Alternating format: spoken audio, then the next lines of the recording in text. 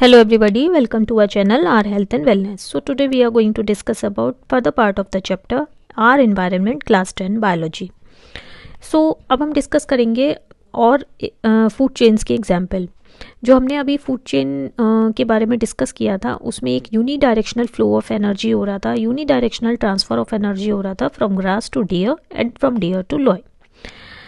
इसमें 3 organisms involve थे जैसे ग्रास, डियर एंड लॉय. तो इसको ये कहा जाएगा कि इस फूड चेन में 3 स्टेप्स हैं या 3 लिंक्स हैं. इसी ग्रासलैंड में और भी फूड चेन्स हो सकती हैं जो ऑपरेट कर रही हैं जिसमें कई तरह के स्टेप्स हो सकते हैं. एग्जाम्पल लेते हैं एक ग्रासलैंड फूड चेन का जिसमें 4 स्टेप्स या 4 लिंक्स हैं.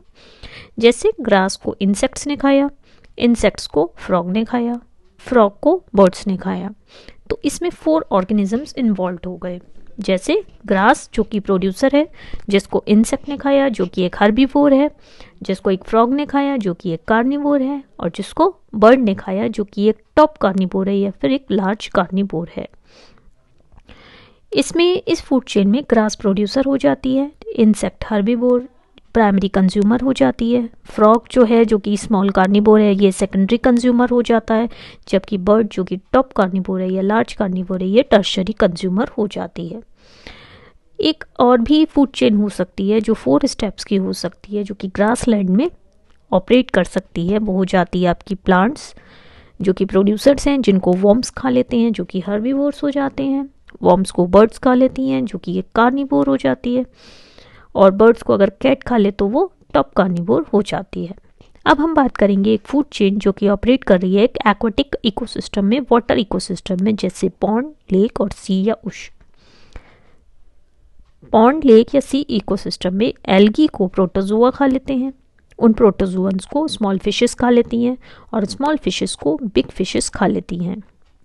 तो एल्गी जो फाइटोप्लैंक्टन्स हैं प्रोड्यूसर्स हो जाते हैं, प्रोटोजोअन्स जूप्लैंक्टन्स हो जाते हैं जो कि हर्बीवोर हो जाते हैं, स्मॉल फिशेस कार्निवोर हो जाती हैं और बिग फिशेस लार्ज कार्निवोर हो जाती हैं. बॉन्ड, लेक या ये ओशन इकोसिस्टम में प्रोड्यूसर एक माइन्यूट ऑर्गेनिज्म होता है जिसको हम एल्गी कहते हैं, और प्रोटोजोआ एक माइन्यूट हर्बीवोर होता है. हर ऑर्गेनिज्म या लिविंग बीइंग एक स्पेसिफिक पोजीशन ऑक्यूपाई करता है फूड चेन में. जैसे grass, deer and lion specific position occupy करते हैं फूड चेन में. एक दूसरे तरह की फूड चेन भी हो सकती है जैसे ग्रास को अगर डियर खाता है और इस डियर को जैकाल खा लेता है तो जैकाल इस केस में कार्निवोर हो जाता है या कंज्यूमर हो जाता है. अब हम बात करेंगे फूड वेब की. बहुत सारी फूड चेन्स कम्युनिटी में एग्जिस्ट करती हैं लिविंग ऑर्गेनिजम्स के एक इकोसिस्टम में. जैसे ग्रासलैंड हो सकता है, फॉरेस्ट इकोसिस्टम हो सकता है, पॉन्ड इकोसिस्टम हो सकता है या क्रॉपफील्ड इकोसिस्टम हो सकता है. बहुत सारी फूड चेन्स इंटरकनेक्टेड होती हैं बाय स्पीशीज जो कि एक फूड चेन से ज़्यादा में प्रेजेंट हो सकती हैं. तो जो इंटरकनेक्टेड फूड चेन्स होती हैं जो इकोसिस्टम में ऑपरेट कर रही होती हैं एक नेटवर्क ऑफ रिलेशनशिप्स बनाते हैं बिटवीन वेरियस स्पीशीज, इसको हम फूड वेब कहते हैं. सिंपल वर्ड्स में बात करें तो एक network of large number of food chains existing in an ecosystem is called a food web.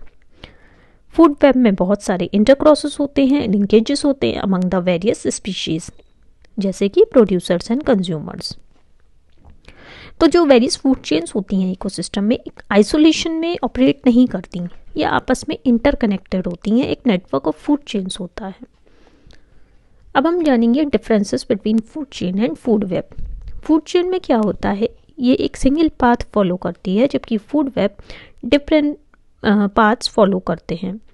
Food chain food web का पार्ट होती है जबकि फूड वेब में बहुत सारी फूड चेन्स हो सकती हैं.